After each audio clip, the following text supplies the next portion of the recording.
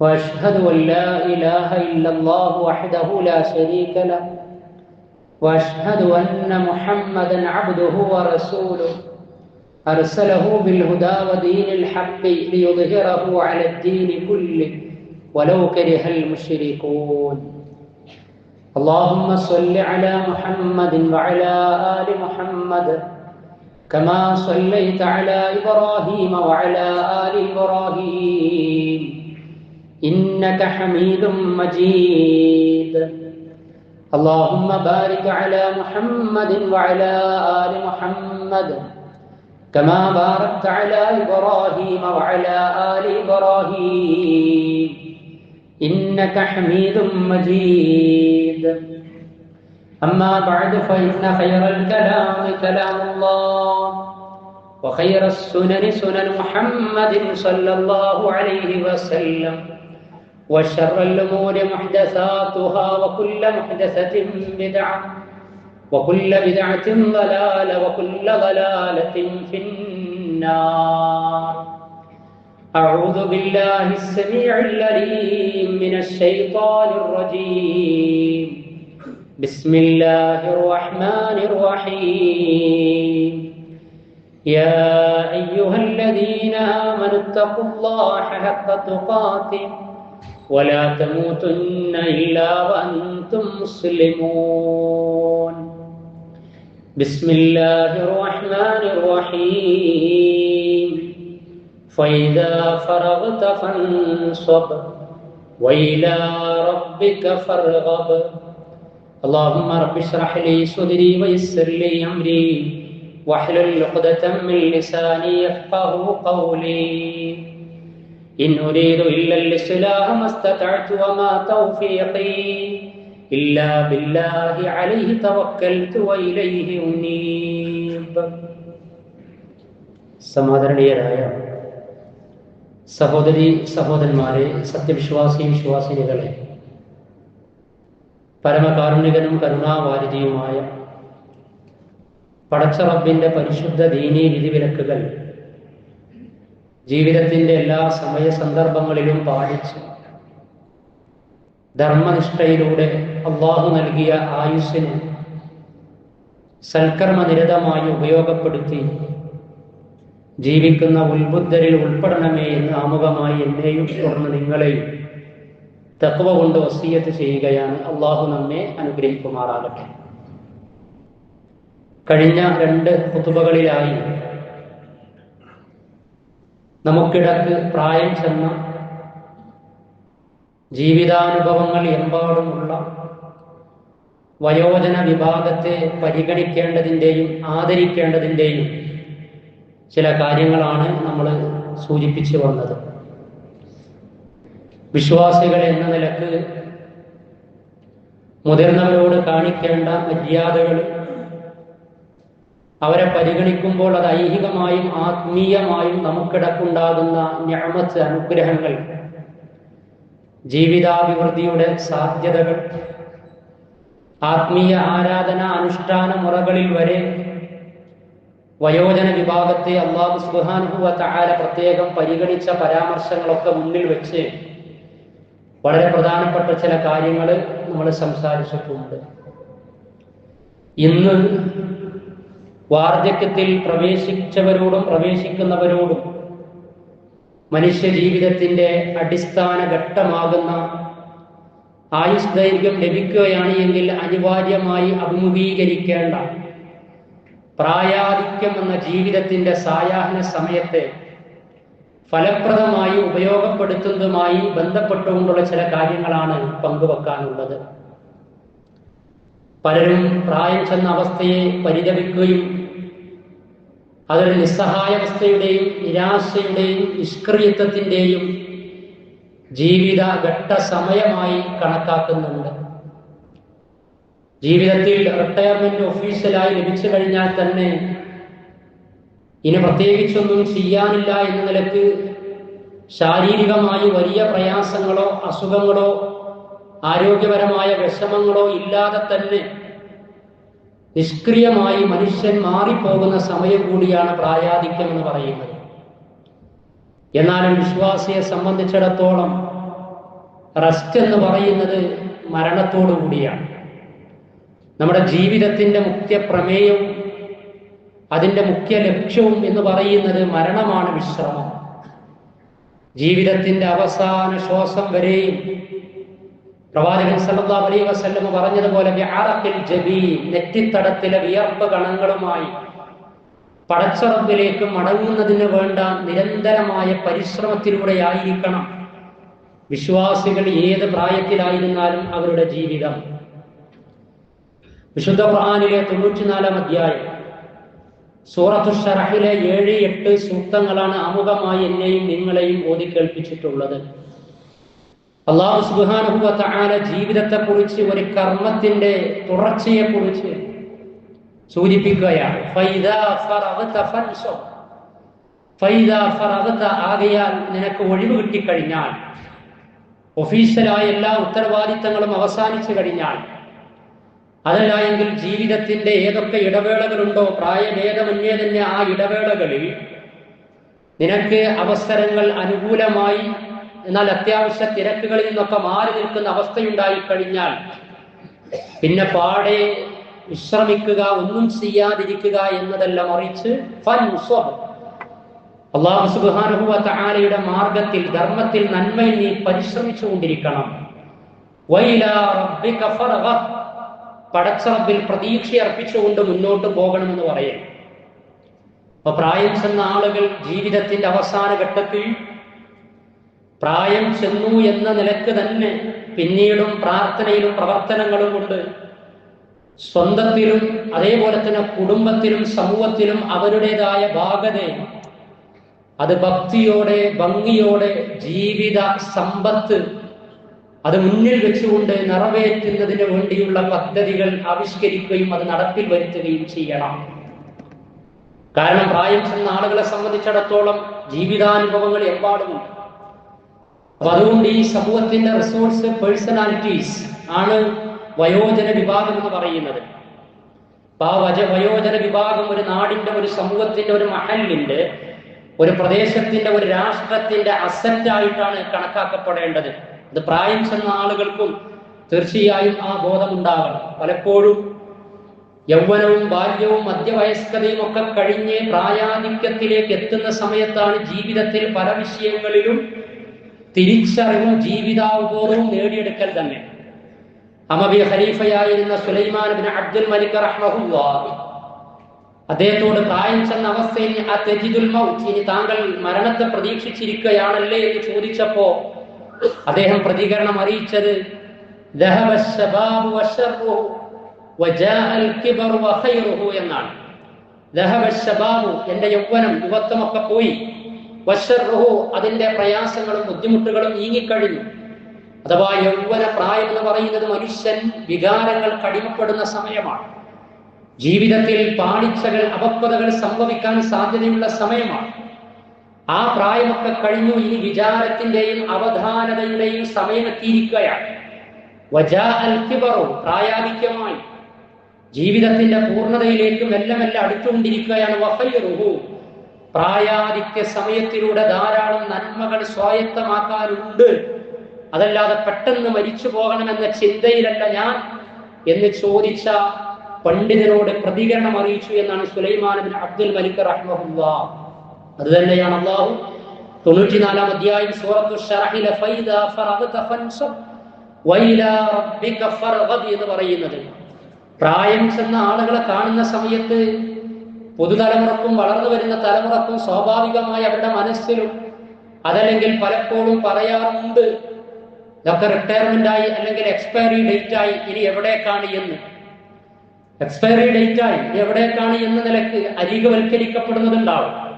പക്ഷേ പ്രായാധിക്യത്തിലെത്താത്തവരും ആലോചിക്കേണ്ടതാണ്, അല്ലാഹു സുബ്ഹാനഹു വ തആല ആയുഷ് ദൈർഘ്യമെന്ന അനുഗ്രഹം നമുക്ക് നൽകുമോ ഇല്ലയോ എന്ന് പറയാൻ സാധ്യമല്ല.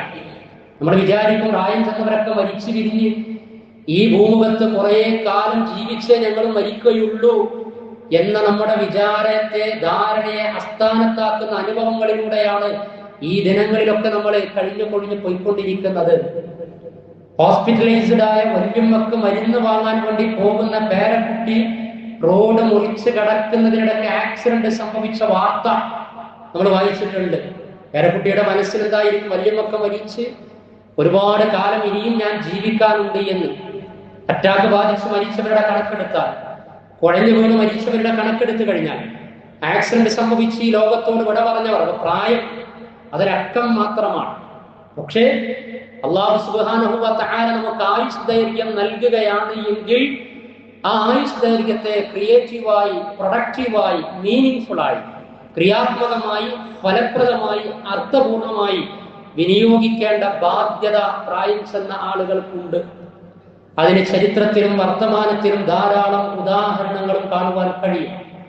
പ്രവാചകന്മാർ പ്രായാധിക്യത്തിൽ നിർവഹിച്ച ദൗത്യങ്ങളെ കുറിച്ച് വിശുദ്ധ ഖുർആൻ പല സ്ഥലങ്ങളിൽ പ്രതിപാദിക്കുന്നുണ്ട്.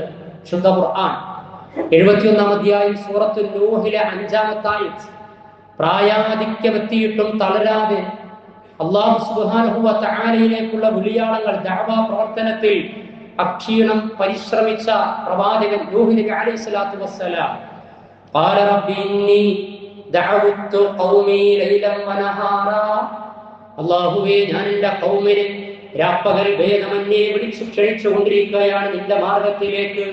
എത്രത്തോളമാണ് ആ വിളി? വിശുദ്ധ ഖുർആൻ 29-ാം അധ്യായം സൂറത്തുൽ അൻകബൂത്തിലെ 14-ാം സൂക്തത്തിൽ ഫലബിസ ഫീഹിം അൽഫ സനത്തിൻ ഇല്ലാ 50 ആമ, അദ്ദേഹം ആ സമൂഹത്തിൽ കഴിച്ചുകൂട്ടി ദഅവാ പ്രവർത്തനങ്ങളുമായി 50 ആമ, 1050 കുറവ്, 950 വർഷത്തോളം ദഅവത്ത് നടത്തിയതാണ്. അപ്പൊ അതിലേറെ ജീവിച്ചിട്ടുണ്ട്. അക്കാലത്തെ മനുഷ്യന്റെ ആയുഷ്ദൈർഘ്യം കൂടിയാണ്. എങ്കിലും നിരന്തരമായി പ്രായത്തെ വെല്ലുന്ന പ്രബോധന പ്രവർത്തനം എന്ന വലിയ ദൗത്യം ഏറ്റെടുത്ത് മുന്നോട്ട് നീങ്ങിയ പ്രയത്നിച്ച പ്രവാചകൻ നൂഹ് നബി അലൈഹിസ്സലാത്തു വസ്സലാമിയെ ഖുർആൻ പരിചയപ്പെടുത്തുകയാണ്. അപ്പൊ പ്രായഭേദമന്യേ ഇനിയൊന്നും ചെയ്യാനില്ല എന്ന നിലക്കല്ല, അജണ്ടകൾ ഡിവൈഡ് ചെയ്ത് യുവാക്കൾക്ക് യൗവനത്തിന്, കൗമാരത്തിന് കൊടുക്കണം. അത് കൊടുത്തു കഴിഞ്ഞാലും പാടെ ഇത് നിങ്ങൾ ചെയ്യുക, ബാക്കി ഞങ്ങളൊക്കെ ഇനി വിശ്രമത്തിലാണ് എന്ന നിലക്ക് ആയിരിക്കരുത്. അനുഭവങ്ങൾ നൽകുകയും അജണ്ടകൾ ഡിവൈഡ് ചെയ്ത് കൊടുക്കുകയും ഒരു സമൂഹത്തിന്റെ മുന്നിൽ നടക്കുവാനുള്ള ബാധ്യത തീർച്ചയായും ഉണ്ട് എന്ന ഓർമ്മപ്പെടുത്തൽ ഈ ആയത്തുകൾ നൽകുകയാണ്. ഇനിയോ പ്രായാധിക്യത്തിലെത്തി അല്ലാഹു സുബ്ഹാനഹു വ തആലയോട് പ്രാർത്ഥിച്ച പ്രവാചകൻ ഇബ്രാഹിം നബി അലൈഹിസ്സലാത്തു വസ്സലാം, സക്കരിയ നബി അലൈഹിസ്സലാത്തു വസ്സലാം. അതിൽ ഇബ്രാഹിം നബി അലൈഹിസ്സലാത്തു വസ്സലാം തന്റെ മകനെയും കൂട്ടിക്കൊണ്ട് പടച്ച റബ്ബ് ഏൽപ്പിച്ച കർമ്മം അത് നിർവഹിക്കുന്നതിന് വിശുദ്ധ ഖുർആനിലെ 2-ാം അധ്യായം സൂറത്തുൽ ബഖറയിലെ 127-ാമത്തെ ആയത്തിൽ വഇദ് യർഫഉ ഇബ്രാഹീമുൽ ഖവാഇദ മിനൽ ബൈതി വഇസ്മാഈൽ റബ്ബനാ തഖബ്ബൽ മിന്നാ ഇന്നക അൻതസ് സമീഉൽ അലീം. ഇബ്രാഹീം നബി അലൈഹിസ്സലാത്തു വസ്സലാമയും ഇസ്മാഈൽ നബി അലൈഹിസ്സലാത്തു വസ്സലാമയും ഭൂമിയിൽ ആദ്യമായി പടച്ച റബ്ബിനെ ആരാധിക്കുന്നതിന് വേണ്ടി പണിതുയർത്തപ്പെട്ട കഅബയുടെ അസ്തിവാരത്തിന് വേണ്ടി പ്രവർത്തിച്ചുകൊണ്ടിരിക്കുമ്പോൾ മകനെ കൂട്ടുകയാണ്. ഒരു നന്മയിൽ മകന് ദിശാബോധം കൊടുക്കുകയാണ്. ഒരു നന്മയിൽ തന്റെ പ്രിയപുത്രനെ പങ്കാളിയാക്കുകയാണ്. എന്നിട്ട് ആ നന്മയുടെ പര്യവസാനത്തിനും അതിനിടക്കും പടച്ച റബ്ബിനോട് പ്രാർത്ഥിക്കുകയാണ്, റബ്ബന, ഞങ്ങളുടെ രക്ഷിതാവേ, തഖബ്ബൽ മിന്നാ, ഞങ്ങളിൽ നീ ഇത് സ്വീകരിക്കണമേ, ഇന്നക അൻതസ് സമീഉൽ അലീം, നീ അങ്ങേയറ്റം കേൾക്കുന്നവനും അങ്ങേയറ്റം അറിയുന്നവനുമാകുന്നു. അപ്പോൾ പ്രായാധിക്യത്തിലേക്ക് എത്തുമ്പോൾ കൂടെ സഞ്ചരിക്കുന്നവരെ നന്മയിൽ ഭാഗവാക്കാക്കി അതൊക്കെ പഠിപ്പിച്ച് പരിശീലിപ്പിച്ച് പിന്മുറക്കാരാക്കി തീർക്കണമെന്ന പാഠം ഇബ്രാഹിം നബി അലൈഹിസ്സലാത്തു വസ്സലാം പകർന്നു നൽകുന്നു. സക്കരിയ നബി അലൈഹിസ്സലാത്തു വസ്സലാമയുടെ പ്രായാധിക്യ സമയത്ത് പ്രത്യേകം നിർവഹിച്ച പ്രാർത്ഥന വിശുദ്ധ ഖുർആൻ പരാമർശിക്കുകയാണ്. വിശുദ്ധ ഖുർആനിലെ 19-ാം അധ്യായം സൂറത്തു മറിയമിലെ 4-ാം സൂക്തം, റബ്ബി ഇന്നി വഹനൽ അദ്മു മിന്നി വസ്തഅല റഅസു ശൈബ വലം അകും ബിദുആഇക റബ്ബി ശഖിയ്യാ. പ്രായത്തിലെത്തി, ഞാൻ ചോദിച്ചിട്ട് എന്താ കാര്യം? ഇനി പടച്ച റബ്ബിനോട് ചോദിച്ചാൽ കാര്യങ്ങൾ പരിഗണിക്കുമോ എന്ന് പരിഭവം പങ്കുവെക്കുന്ന പലരെയും നമുക്ക് കാണുവാൻ കഴിയും. എന്നാൽ അവർക്ക് പ്രതീക്ഷയുടെ നാമ്പ് നൽകുന്ന സക്കരിയ നബി അലൈഹിസ്സലാത്തു വസ്സലാമയുടെ പ്രാർത്ഥന, ആ പ്രാർത്ഥനയ്ക്ക് പടച്ച റബ്ബ് പ്രതികരണം അറിയിക്കുകയും ചെയ്തു. റബ്ബി ഇന്നി വഹനൽ അദ്മു മിന്നി, അല്ലാഹുവേ എന്റെ എല്ലുകളൊക്കെ ദുർബലമാണ്, എന്റെ അസ്ഥി ദുർബലമാണ്, ആരോഗ്യം ക്ഷയിച്ചുകൊണ്ടിരിക്കുകയാണ്. വസ്തഅല റഅസു ശൈബ, നരകൊണ്ട് എന്റെ തല മിന്നിത്തിളങ്ങുകയാണ്, നരബാധിച്ചിരിക്കുകയാണ്. വലം അകും ബിദുആഇക റബ്ബി ശഖിയ. എന്നിട്ടും ആ പ്രാർത്ഥനയിൽ പടച്ചറബിനോട് പങ്കുവെക്കുന്ന ആവലാദിയുടെ അവസാനത്തിൽ നിരാശപ്പെടാതെ സക്കരിയ നബി അലൈഹി സ്വലാത്തു വസ്സലാം പ്രാർത്ഥിക്കുകയാണ്, വലം പറയുകയാണ്, വലം അകും ബിദുആഇക റബ്ബി ശഖിയ. നിന്നോട് പ്രാർത്ഥിക്കുന്ന പ്രാർത്ഥനാ വിഷയത്തിൽ ഈ പ്രായമായിരിക്കപ്പോഴും ഞാൻ ഒരിക്കലും ദൗർഭാഗ്യവാനാകുകയില്ല, നിരാശപ്പെടുകയില്ല എന്ന് പ്രതീക്ഷയാണ്. എന്താ പ്രാർത്ഥിച്ചത്? 3-ാം അധ്യായം സൂറത്ത് ആൽ ഇംറാൻ 38-ാം സൂക്തം. റബ്ബി ഹബ്ലി മിൻ ലദുൻക ദുരിയതൻ ത്വയ്യിബ ഇന്നക സമീഉ ദുആ. റബ്ബി ഹബ്ലി, പടച്ചറബ്ബേ എനിക്ക് നീ നൽകണമേ, മിൻ ലദുൻക നിന്റെ സവിധത്തിൽ നിന്ന്. പടച്ചറബ്ബിനോട് തേടണം. ജീവിതത്തിൽ ഒരു കുഞ്ഞെന്ന സൗഭാഗ്യമില്ലാതെ പോകുമോ എന്ന ആശങ്ക പടച്ചറബ്ബിലേക്ക് ബോധിപ്പിക്കുകയാണ്. എനിക്ക് നീ ദുരിയതൻ ത്വയ്യിബ, ത്വയ്യിബായ സന്താനത്തെ നൽകണമേ എന്നാണ്. അവിടെ നമ്മൾ മനസ്സിലാക്കണം, എങ്ങനെയെങ്കിലും ഒരു കുഞ്ഞ് കിട്ടിയാൽ മതിയായിരുന്നു എന്നല്ല. ദാമ്പത്യ ജീവിതത്തിലേക്ക് പ്രവേശിച്ച് 10, 15, 20, 25 വർഷം പിന്നിട്ടു. അല്ലാഹു സുബ്ഹാനഹു വ തആല കേൾക്കുമോ ഇല്ലയോ എന്ന ആശങ്ക ആസ്ഥാനത്താണ്. ചോദിക്കുന്ന ചോദ്യങ്ങളിൽ പടച്ചറബിനോട് സ്വാലിഹീങ്ങളായ സന്താനത്തെ തന്നെ ചോദിക്കണം. കാരണം സന്താനം സ്വാലിഹല്ലാതെ ആയിക്കഴിഞ്ഞാൽ 10, 15, 20 വർഷം ദാമ്പത്യ ജീവിതത്തിലേക്ക് നയിച്ചൊരു കുഞ്ഞെന്ന സൗഭാഗ്യം ലഭിക്കാത്ത ദമ്പതികൾ അനുഭവിക്കുന്നതിനേക്കാൾ പ്രയാസങ്ങളും പ്രശ്നവും ടെൻഷനും ആവലാതിയുമായി കഴിഞ്ഞുകൂടേണ്ടി വരുന്നത് പലപ്പോഴും മക്കളുള്ള മാതാപിതാക്കളാണ് എന്ന് നമുക്കറിയാവുന്നതാണ്. അതുകൊണ്ടാണ് ഒരു മുസ്ലിം ഏത് പ്രായത്തിലായിരുന്നാലും ദാമ്പത്യ ജീവിതം നയിക്കുമ്പോൾ ഒരു കുഞ്ഞെന്ന സൗഭാഗ്യത്തിന് വേണ്ടി പ്രാർത്ഥിക്കുന്ന സമയത്ത് അടിവരയിട്ട് ആവർത്തിച്ച് ആലോചിച്ച് കാരുണ്യ കാതലായ പടച്ചറബിനോട് തേടേണ്ടത് ദുർഗീയത്തൻ ത്വയ്യിബായ സന്താനത്തെ നീ എനിക്ക് നൽകണം. ഇന്നക, തീർച്ചയായും നീ സമീഉ ദുആ, പ്രാർത്ഥന കേൾക്കുന്നവനാണ് എന്ന് പ്രവാചകൻ സല്ലല്ലാഹു അലൈഹി വസല്ലമ അവിടുത്തെ ഹദീസിലും അറിയിച്ചല്ലോ, ലാ യറുദ്ദുൽ ഖളാ ഇല്ല ദുആ, ലാ യറുദ്ദുൽ ഖളാ. വിധി പോലും, പടച്ചറബിന്റെ വിധി തീർപ്പ് പോലും മാറ്റിവെക്കപ്പെടുന്നത്, അതിൽ പോലും ഭേദഗതി ഉണ്ടാകുന്നത് ഇല്ല ദുആ, പ്രാർത്ഥന കൊണ്ടാണ് എന്നാണ്. പ്രാർത്ഥനയ്ക്ക് വിധിയെ മാറ്റാൻ കഴിയും. അപ്പൊ പടച്ചറബിനോട് തേടുക. എന്താണോ നമുക്ക് വേണ്ടത് എങ്കിൽ അത് പ്രായാധിക്യത്തിലെത്തി, വാർദ്ധക്യത്തിലേക്ക് എത്തിയെന്ന് വിചാരിക്കേണ്ട. പടച്ചറബ് ഇന്നമാ അംറുഹു ഇദാ അറാദ ശൈഅൻ അൻ യഖൂല ലഹു കുൻ ഫയകൂൻ. അല്ലാഹുവിന്റെ കാര്യങ്ങൾ അങ്ങനെയാണ്, കർമ്മരീതി അങ്ങനെയാണ്.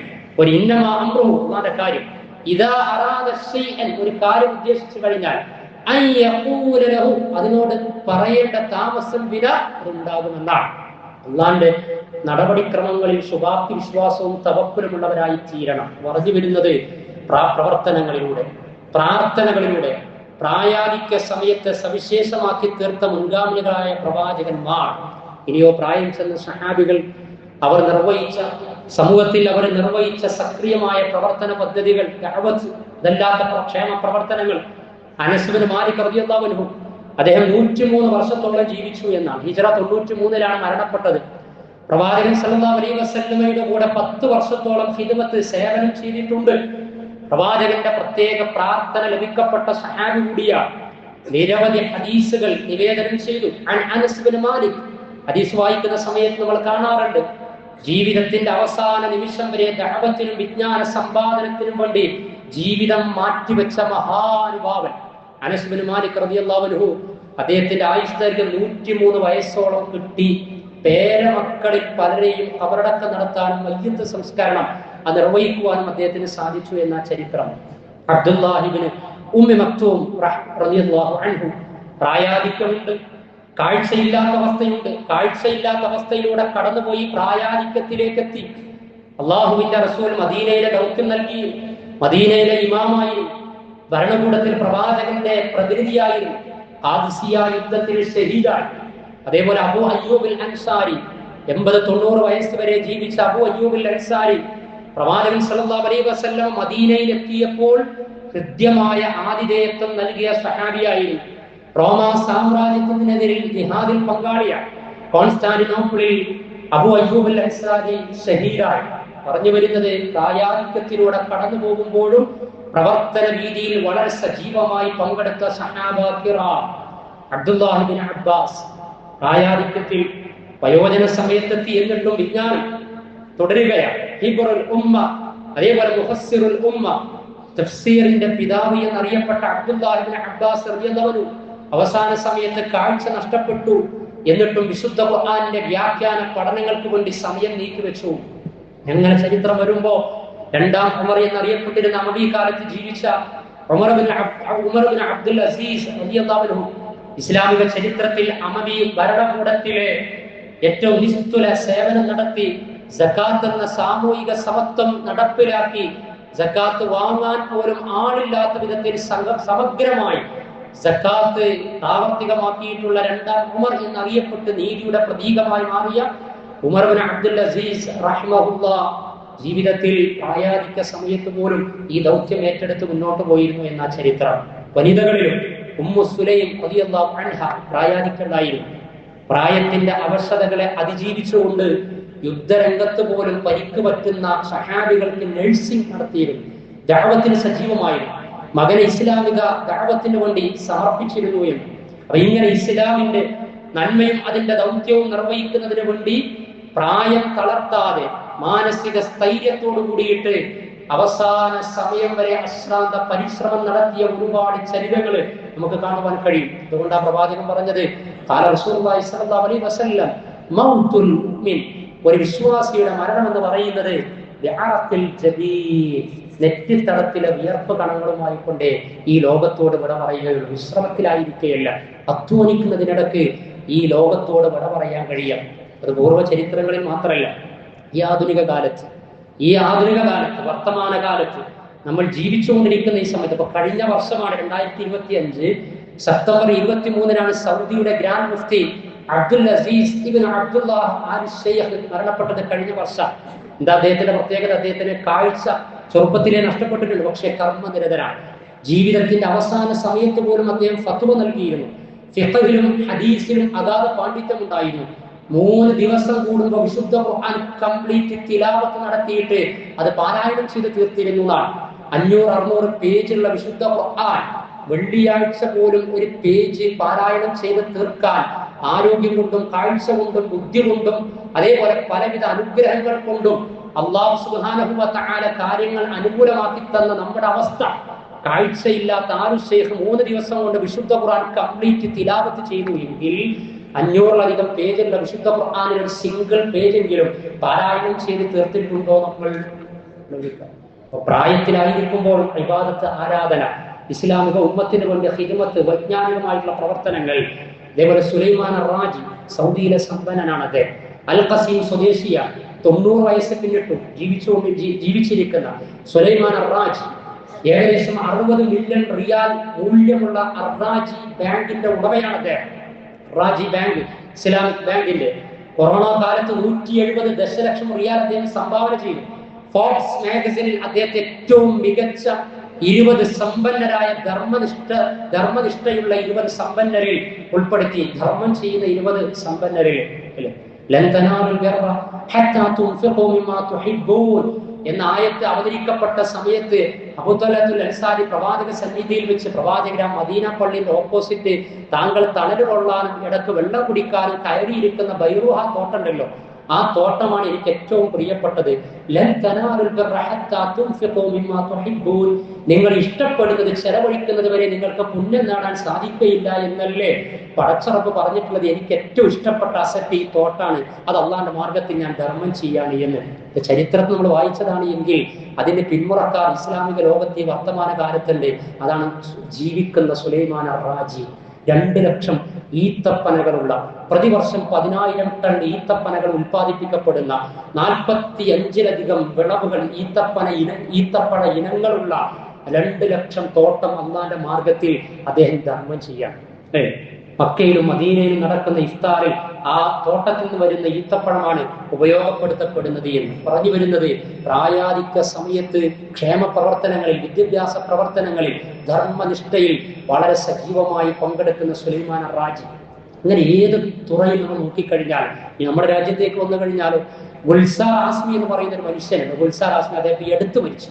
2023 ഓഗസ്റ്റിലാണ് അദ്ദേഹം മരണപ്പെട്ടത്. എന്താ അദ്ദേഹത്തിന്റെ പ്രത്യേകത? അദ്ദേഹം UAPA കേസിൽ അകപ്പെട്ട നിരപരാധികളായ ആളുകളെ പുറത്തിറക്കുന്നതിന് വേണ്ടി ജീവിതം മാറ്റിവെച്ച പ്രായം ചെന്ന മഹാനുഭാവൻ. അതാണ് ഗുൽസാർ ഹാസ്മി എന്ന് പറയുന്നത്. ഭീകരത ആരോപിക്കപ്പെട്ട് ഒരുപാട് യുവാക്കൾ ജയിലറകളിലാണ്. പലപ്പോഴും നമ്മളത് പറയാറ്. 2006 മുംബൈ ട്രെയിൻ സ്ഫോടനത്തിൽ 10-ലധികം ആളുകളെ കൊണ്ടുപോയി പഴയ അടുത്ത് അവരൊക്കെ വെറുതെ വിട്ടു. 10, 15, 20 വർഷത്തിന് ശേഷം എന്താണ് അവർ വെറുതെ വിടുക. അതിന്റെ പിന്നിൽ പ്രയത്നിച്ചതാണ് ഈ ഗുൽസാർ ഹാസ്മി എന്ന് പറയുന്ന ഈ മനുഷ്യനാണ്. ജംഇയ്യത്തുൽ ഉലമായ ഹിന്ദിന്റെ ഭാരവാഹി, അതിന്റെ ലീഗൽ അഡ്വൈസർ, അതിന്റെ നായകനായി. മലേഗാവ് സ്ഫോടനം, അതേപോലെ തന്നെ ഗാസിയാബാദ് സ്ഫോടനം, 10, 29 വർഷം ജയിലിലായ ആളുകൾക്ക് വെളിച്ചം നൽകുന്നതിന് വേണ്ടിയിട്ട് പ്രായത്തെ കവച്ചു വെച്ച് അദ്ദേഹത്തിന്റെ യാത്രകൾ, അദ്ദേഹം കയറിയിറങ്ങിയ കോടതികൾ, ആ ഫീച്ചറൊക്കെ വായിച്ചു കഴിഞ്ഞാൽ കണ്ണീരണിഞ്ഞു പോകും.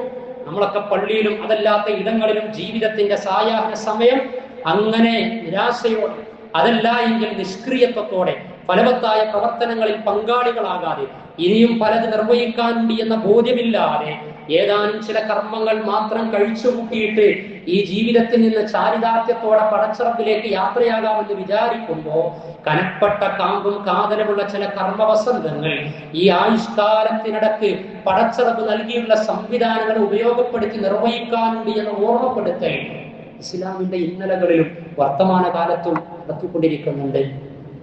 എന്റെ അധ്യാപകന്റെ പിതാവ് പി മുഹമ്മദ് കുട്ടശ്ശേരി, ദേശീയതയിൽ നമ്മുടെ സ്റ്റേറ്റിലേക്ക് വരിക, ഇപ്പോഴും ജീവിച്ചിരിക്കുന്ന ആ കുട്ടശ്ശേരി മൗലവി 90 വയസ്സ് പിന്നിട്ടു. റൗദത്തിന്റെ പ്രിൻസിപ്പളായിരുന്നു അദ്ദേഹം. റിട്ടയർമെന്റ് ചെയ്ത ശേഷം 4 വർഷത്തെ കഠിനാധ്വാനത്തിലൂടെയാണ് ഇസ്ലാമിന്റെ ചരിത്രപാതയിലൂടെ 14 നൂറ്റാണ്ട് എന്ന ബൃഹത്തായ പുസ്തകം രചിച്ചത്. റിട്ടയർ ആയതിനു ശേഷം ഇപ്പോഴും എഴുതിക്കൊണ്ടിരിക്കുകയാണ്. ചന്ദ്രിക ദിനപത്രത്തിലൊക്കെ അദ്ദേഹത്തിന്റെ മനോഹരമായ ലേഖനങ്ങൾ വായിക്കുവാൻ കഴിയും. എഴുതിക്കൊണ്ടേ ഇരിക്കുകയാണ്. 24 ഗ്രന്ഥങ്ങൾ അദ്ദേഹം രചിച്ചു. ഇസ്ലാം എന്നാൽ എന്ത് എന്ന അദ്ദേഹത്തിന്റെ പുസ്തകം വായിച്ച് 2 നോൺ മുസ്ലിം സുഹൃത്തുക്കൾ ഇസ്ലാം സ്വീകരിച്ചു. അപ്പൊ ഇങ്ങനെ നമ്മുടെ ഏത് ആസ്പെക്റ്റിൽ, ഏത് ഇടങ്ങളിൽ നോക്കിക്കഴിഞ്ഞാലും അവിടെയൊക്കെ ഉത്ബുദ്ധതയോടുകൂടി ജീവിതത്തിന്റെ ഏത് സമയത്തെയും എങ്ങനെ ഉപയോഗപ്പെടുത്തണം എന്നതിൽ ധാരണയുള്ളവർ നിർവഹിച്ച ഒരുപാട് ദൗത്യങ്ങൾ, അത് ധർമ്മത്തിലും കർമ്മത്തിലും സേവനത്തിലും നിയമ പോരാട്ടത്തിലും ആരാധനകളിലുമൊക്കെ അർത്ഥപൂർണമായ ജീവിത നിയോഗം നിർവഹിക്കുന്നതിന് വേണ്ടി സമയം നീക്കിവെച്ചവർ. അതുകൊണ്ട് പ്രായമായി, വയോജന വിഭാഗമായി, സാധാരണ ഭാഷയിൽ പറഞ്ഞാൽ തള്ളിമറിച്ച് കാലം കഴിച്ചുകൂട്ടി കാലയവനികക്കുള്ളിലേക്ക് കടന്നു പോകാനല്ല അല്ലാഹു സുബ്ഹാനഹു വ തആല ആയുസ് ധൈര്യം നൽകിയിട്ടുള്ളത്. പ്രവാചകൻ സല്ലല്ലാഹു അലൈഹി വസല്ലം അവിടുത്തെ ഹദീസിൽ പറഞ്ഞത് ഈ പ്രായാധിക്യ സമയത്ത് പ്രാവർത്തികമാക്കാൻ നമുക്ക് കഴിയണം. ഖൈറുൻ നാസ്, ജനങ്ങളിലെ ഉത്തമർ എന്ന് പറയുന്നത് മൻ ത്വാല ഉംറുഹു, ആർക്കാണോ ആയുസ് ദൈർഘ്യം ലഭിക്കുന്നത്, വഹസുന അമലുഹു, അതിനനുസരിച്ച് ധാരാളം സൽക്കർമ്മങ്ങൾ നിർവഹിക്കുന്നത് എങ്കിൽ അവരാണ് ജനങ്ങളിൽ ഖൈറായവർ, ഉത്തമരായവർ എന്ന് പറയാണ്. അല്ലാഹു സുബ്ഹാനഹു വ തആല നമ്മിലെ വയോജനങ്ങൾക്ക്, നമ്മുടെ മാതാപിതാക്കൾക്ക്, നമ്മളിലെ പ്രായം ചെന്നവർക്ക് അല്ലാഹു അത്തരത്തിലുള്ള തൗഫീഖ് പ്രദാനം ചെയ്യുമാറാകട്ടെ. അല്ലാഹു ആയുസ് കൊണ്ട് സൽക്കർമ്മ നിരതമായി ജീവിക്കുന്ന ഉത്ബുദ്ധരായ വിശ്വാസികളിൽ നമ്മെ ഉൾപ്പെടുത്തുമാറാകട്ടെ.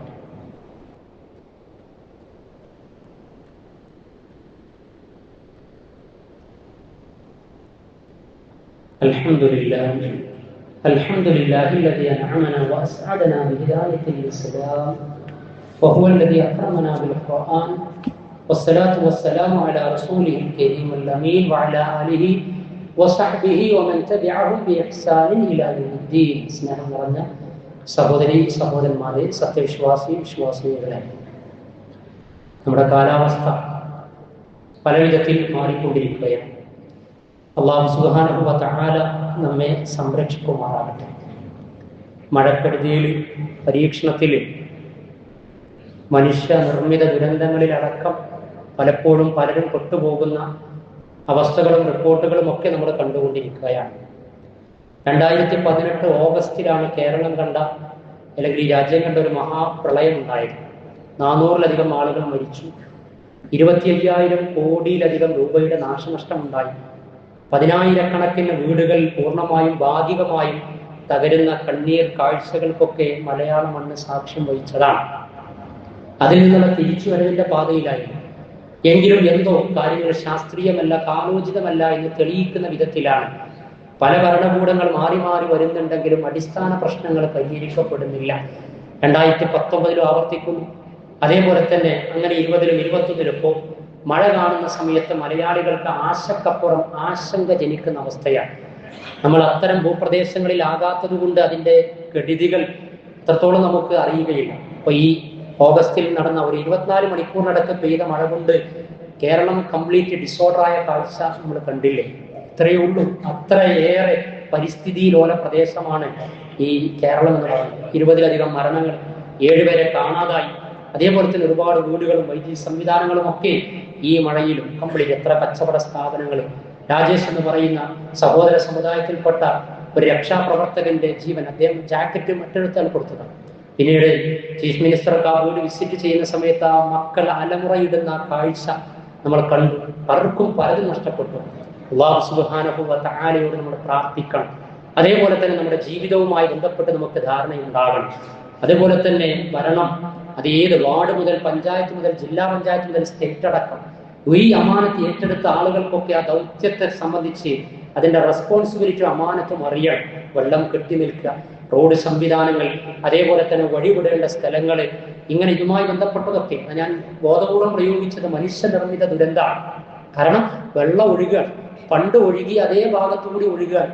നമ്മൾ നമ്മുടെ സൗകര്യം അനുസരിച്ച്, ഇച്ഛ അനുസരിച്ച്, ഭൗതിക പ്രവക്തത അനുസരിച്ച്, നമ്മുടെ സാമ്പത്തിക സാധ്യത അനുസരിച്ച് പല എടുപ്പുകൾ ഉണ്ടാക്കി അത് വീടുണ്ടാക്കും, അതേപോലെ തന്നെ കെട്ടിടങ്ങൾ ഉണ്ടാക്കും, പലതും നമ്മൾ തൂർക്കും. അപ്പൊ വെള്ളം ഒഴുകും, വെള്ളത്തിന് ഒഴുകാനുള്ളതില്ല. എങ്കിലും കേരളം വളരെ കുറഞ്ഞ ഭൂപ്രദേശം മാത്രമാണ്. ഉള്ളത് എടുക്കുമ്പോൾ സയന്റിഫിക്കായി എടുക്കുക എന്നുള്ളതാണ്. അതിന് ഏറ്റവും വലിയ ഉത്തരവാദിത്വം ഭരണാധികാരികൾക്ക് തന്നെയാണ്.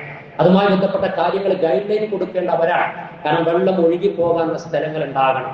എടുപ്പുകൾ എടുക്കുമ്പോൾ അതിന് പരിഹാരം എങ്ങനെ കാണണം, മണ്ണി എവിടൊക്കെ ഉയർത്തണം, താഴ്ത്തണം. അതേപോലെ തന്നെ മലകൾ, വൽജിബാല ഔതാദാ, പർവ്വതങ്ങളെ ആണികളാക്കിയില്ലേ, എങ്ങനെ ഇടിച്ച് പൊടിച്ച് തകർക്കാം എന്നായി കഴിഞ്ഞാൽ ലഹറൽ ഫസാദു ഫിൽ ബർരി വൽ ബഹർ ബിമാ കസബത് അയ്ദിൻ നാസ്, മനുഷ്യന്റെ കരങ്ങൾ പ്രവർത്തിച്ചതിന്റെ ഫലമായി കൊണ്ടാണ് കരയിലും കടലിലും കുഴപ്പങ്ങൾ പ്രത്യക്ഷപ്പെട്ടത് എന്നാണ്. അപ്പൊ ആ കുഴപ്പങ്ങൾക്കും പ്രശ്നങ്ങൾക്കും പരീക്ഷണങ്ങൾക്കും ആക്കം വർദ്ധിപ്പിക്കുന്ന രീതിയാകരുത് ഒരു മുസ്ലിമിന് ഉണ്ടാകേണ്ടത്. ഉള്ളതിന് തൃപ്തിപ്പെട്ട് കൃത്യമായി നമ്മൾ മാത്രം സുരക്ഷിതരായാൽ പോരാ, ഈ സമൂഹവും ഭദ്രമാകണം, സുരക്ഷിതരാകണം. പ്രയാസപ്പെടുന്ന, അരികുവൽക്കരിക്കപ്പെടുന്ന, ഒറ്റപ്പെടുന്ന ആളുകൾക്ക് പല അർത്ഥത്തിൽ പല മാനങ്ങളിൽ ആശ്വാസം പകരാനുള്ള ബാധ്യത തീർച്ചയായും നമുക്കുണ്ട് എന്ന് നമ്മൾ മനസ്സിലാക്കേണ്ടതുണ്ട്. അതുകൊണ്ട് മഴക്കെടുതിയിൽ ഈ പ്രയാസ പരീക്ഷണങ്ങളിലൂടെ കടന്നു പോകുന്നവർക്ക് വേണ്ടി ഇൻഷാ അല്ലാഹ് ഇന്ന് ഇവിടെ സാമ്പത്തിക സമാഹരണം നടക്കണം. ഗവൺമെന്റിന്റെ പ്രളയ ദുരിതാശ്വാസ ഫണ്ടിന്റെ അതിന്റെ കളക്ഷൻ നടക്കുകയാണ്. എല്ലാവരും അതുമായിട്ട് സഹകരിക്കണം. അതേപോലെ തന്നെ മഴ പെയ്യുന്ന സമയത്ത് പടച്ചറബിനോട് പ്രാർത്ഥിക്കണം. അല്ലാഹുമ്മ സയ്യിബൻ നാഫിഅ, അല്ലാഹുവേ ഉപകാരപ്രദമായ മഴ ഞങ്ങൾക്ക് നീ നൽകണം. അതേപോലെ മഴ കഴിഞ്ഞാൽ മുതിർനാ ബിഫദ്ലില്ലാഹി വറഹ്മതിഹി, അല്ലാഹുവേ നിന്റെ ഔദാര്യം കൊണ്ടാണ് മഴ വർഷിക്കപ്പെട്ടത്, വറഹ്മതിഹി നിന്റെ കാരുണ്യം കൊണ്ടാണ് എന്ന് മഴ കഴിഞ്ഞാൽ ആ പ്രാർത്ഥന, ആ ദിക്ർ നമ്മുടെ മനസ്സിലുണ്ടാകണം. മഴ കൂടി നമ്മുടെ പ്രദേശത്തിന് അനുചിതമല്ല എന്ന് നമുക്ക് തോന്നിക്കഴിഞ്ഞാൽ അല്ലാഹുമ്മ ഹവാലൈനാ വലാ അലൈനാ, അല്ലാഹുമ്മ അലൽ ആകാമി വദ്ദിറാബി വബുതൂനിൽ ഔദിയതി വമനാബിതിസ് സദ, അല്ലാഹുമ്മ ഹവാലൈനാ, ഇനി ഞങ്ങളുടെ പരിസര പ്രദേശങ്ങളിലേക്ക് ഈ വെള്ളം നിലക്കൊള്ളാൻ, ആ വെള്ളം ഉൾക്കൊള്ളാൻ പാകതയുള്ള പരിസര പ്രദേശങ്ങളിലേക്ക് ഈ വെള്ളം നീ എത്തിക്കണം, മഴ വർഷിപ്പിക്കണം. വല അലൈന, ഞങ്ങൾക്ക് മതിയായ റബ്ബേ, ഞങ്ങൾക്ക് ഉപയോഗപ്രദമാകുന്ന ജലം ലഭിച്ചു കഴിഞ്ഞിട്ടുണ്ട്. അല്ലാഹു അലൽ ആകാമി, കുന്നുകളിലേക്ക്, വദ്ദിറാബി ഉയർന്ന പ്രദേശങ്ങളിലേക്ക്, വബുതൂനിൽ ഔദിയതി താഴ്വാരങ്ങളിലേക്ക്, വമനാബിതിസ് ശജർ വൃക്ഷങ്ങളുള്ള അതിന്റെ വേരുകളിലേക്കും വൃക്ഷങ്ങളുള്ള കാടുകളിലേക്കും ഒക്കെ നീ മഴ വർഷിപ്പിച്ച് അതിനെ സംഭരിച്ച് വെക്കണം. വേനലിൽ ഞങ്ങൾക്ക് ആ വെള്ളം ആവശ്യമാണ് എന്ന നിലക്കുള്ള പ്രാർത്ഥനയൊക്കെ നിർവഹിക്കപ്പെടുകയും ചെയ്യേണ്ടതുണ്ട്. അല്ലാഹു സുബ്ഹാനഹു വ തആല ലഭിച്ചുകൊണ്ടിരിക്കുന്ന മഴ അനുഗ്രഹീതമായ അവന്റെ ഔദാര്യത്തിന്റെയും കാരുണ്യത്തിന്റെയും വർഷപാതമാക്കി തീർക്കുമാറാകട്ടെ. മഴക്കെടുതിയിലൂടെ പ്രയാസം അനുഭവിക്കുന്നവർക്ക് അല്ലാഹു സുബ്ഹാനഹു വ തആല ആശ്വാസം പ്രദാനം ചെയ്യുമാറാകട്ടെ.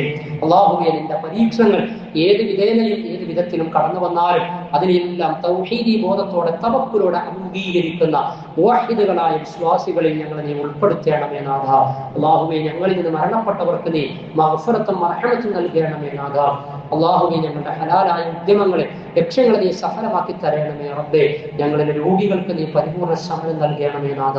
മാറാ രോഗങ്ങളെ തൊട്ട് ഞങ്ങൾക്ക് നീ ശമനം നൽകി ആയുഷ് ദൈർഘ്യം ആരോഗ്യത്തോടെ ആഫിയത്തോടെ അനുഗ്രഹമായി ലഭിക്കുന്ന അടിയാറുകളിൽ ഞങ്ങളെ നീ ഉൾപ്പെടുത്തണമേ റബ്ബേ. അല്ലാഹുമ്മ അഇസ്സൽ ഇസ്ലാമ വൽ മുസ്ലിമീൻ, അല്ലാഹുമ്മ അഇസ്സൽ ഇസ്ലാമ വൽ മുസ്ലിമീൻ.